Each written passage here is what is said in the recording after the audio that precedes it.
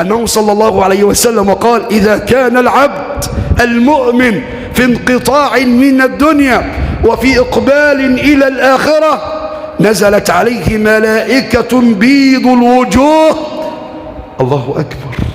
ملائكة إيه جميلة، وجوههم بيضة كده وحلوة، ثيابهم أبيض وجميل، معهم حنوط من الجنة وكفن من الجنة. بيجهزوا بقى لمين؟ لملك الموت. طبعا بينزلوا على العبد المسلم، بيبشروه بيطمنوه: اوعى تخاف، اوعى تحزن، اطمئن كده، موضوع خطير. ملائكة على مد البصر، فبصرك اليوم حديد.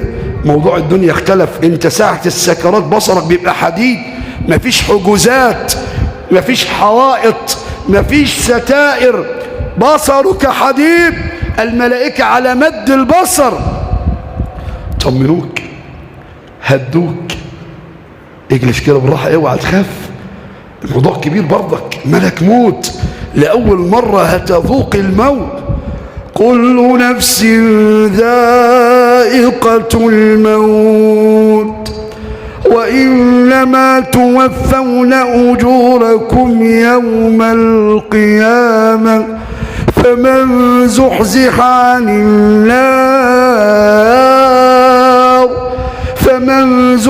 عن النار وأدخل الجنة فقد فاز وما الحياة الدنيا إلا متاع الغرور.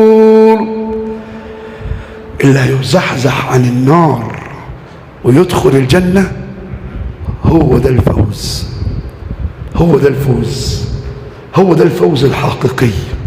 عيش معايا بقى